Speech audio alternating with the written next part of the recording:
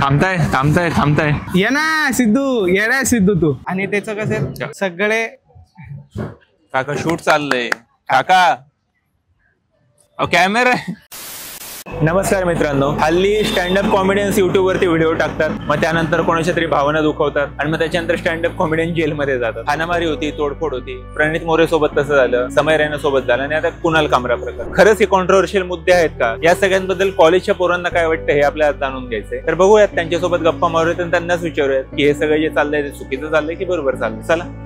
तर परवा तसाच अजून एक किस्सा घडला की कुणाल कामराने त्याच्या शो मध्ये तो गाणं म्हटलेला, मग शिंदे साहेबांच्या समर्थकांनी पण त्याला धमकी दिली नाही, अख्खा सेट तोडला. ते आता ते कसं राजकीय पूर्ण हे झालं ना. एखाद्या पॉलिटिकल वरती कमेंट करणं हे खूप चुकीची गोष्ट आहे, कारण ते समाजासाठी काम करतात आणि त्यांचा चुकीच्या वे मध्ये त्यांना समाजासमोर दाखवणं हे खूप चुकीची गोष्ट आहे. ये सारी चीजें बहुत पॉलिटिकली राइट होने के लिए की जा रही है. त्यांना पण एक समज पाहिजे की आपण कोणाबद्दल बोलतोय, काय बोलतोय, कधी बोलतोय, कोणासमोर बोलतोय. कारण ते समाजासाठीच करतायत सगळ्या गोष्टी. तर ते ऍक्च्युअली मध्ये चुकीची गोष्ट केली आहे. ती जी काय कविता बोलली ती चुकीची होती. आता हे लोक युट्यूब स्ट्रीम करतात, लाईव्ह स्ट्रीम करतात. तिथे बरेच जण बसलेले असतात. तिथे कोणाच्या मनाला दुःख होऊ शकतं ना की आमचे साहेब येते किंवा आमच्यासाठी यांनी एवढं केलं, यांच्याबद्दल हा असा बोलतोय. मग त्याच्यामुळे कॉन्ट्रोवर्सी वाटते. गाण्यामध्ये ते त्यांचं पास्ट सांगतात की रिक्षा वगैरे ते असं बोलायला नाही पाहिजे होतं. गरिबीतून वर आले.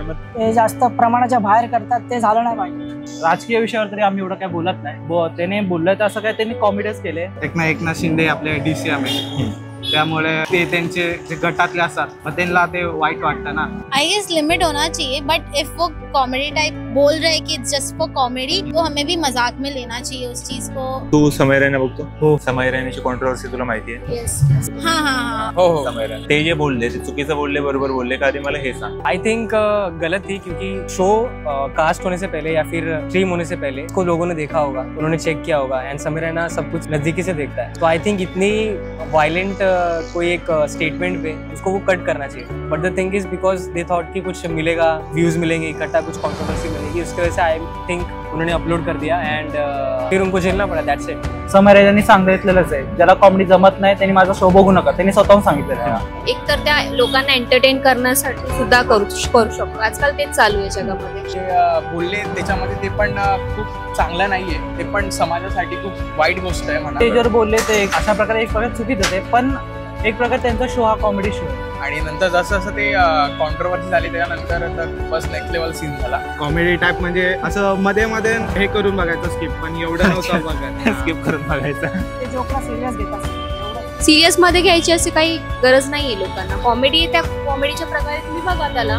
समय रैना ने अपना ऐप लॉन्च किया था एंड दैट वाज बूमिंग लाइक हेल. ओके, बहुत जल्दी उसके मिलियन डाउनलोड्स हो गए थे, बहुत कुछ हो गया था. बट कुछ लोगों को देखा नहीं गया. जे सबस्क्रिप्शन चॅनल्स आहेत जसं की नेटफ्लिक्स वगैरे, माझ्या मते त्यांना ते बघावलं नसेल. म्हणजे कसं आता सोशल मीडियावर आपण गालीगलोच करतो, तर ते कमी तर झालं पाहिजे.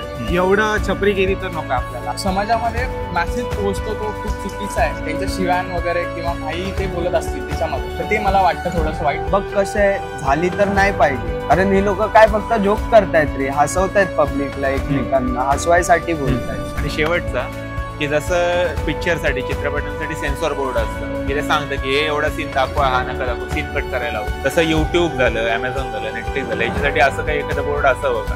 नाही, काही गरज नाही. आता युट्यूबने हळूहळू तरी अपडेट द्यायला सुरुवात केला पाहिजे. जे शिव्या बिव्या त्याला तर खूप प्रकारे कमी केलं पाहिजे. हा म्हणजे थोडीफार गरजेचंच आहे, कारण ते सगळं बघून लोक शिकतात की काय करायला पाहिजे आपल्याला. आणि जास्त करून लोक ज्या चुकीच्या गोष्टीच आहेत ना त्याच लवकर कॅच करतात. युट्यूबला नसावं. युट्यूब ओपन प्लॅटफॉर्म आहे, म्हणजे ऍडल्ट सीन वगैरे नका दाखवू, तुम्ही कट करा. बोलू शकता ना तुम्ही.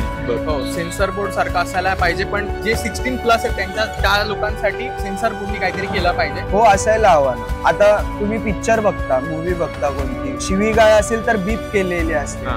हे लोक खुल्लेआम शिव्या देतात, मग ते नको असेल, ते नको नहीं होनी चाहिए. क्योंकि यूट्यूब का एक ऑलरेडी जो AI है वो ऑलरेडी समझ जाता है कि इसमें क्या कॉपीराइटेड है, क्या नहीं है, क्या फिर सेंसर्ड कंटेंट है या फिर जो भी है. तो उस हिसाब से यूट्यूब अपना बहुत अच्छा कर रहा है. ब्रांड्स को अच्छा करना चाहिए, लेकिन पार्टीज, गवर्नमेंट को इसमें नहीं पड़ना चाहिए. तर आपण सगळ्या कॉलेजच्या पोरांसोबत गप्पा मारल्या हे स्टँडअप कॉमेडीची जी कॉन्ट्रोवर्सी होती त्याबद्दल. काही जणांना पटते त्याची कॉमेडी, काही जणांना नाही पटत अशा प्रकारची कॉमेडी. सगळ्यांनी त्यांचे मतं सांगितले. तुम्हाला स्पेसिफिक काय वाटते ते आम्हाला कमेंट करून नक्की सांगा. आणि अशाच इंटरेस्टिंग गोष्टी जाणून घेण्यासाठी आपल्या चॅनलला लाईक करा, शेअर करा आणि सबस्क्राईब करा.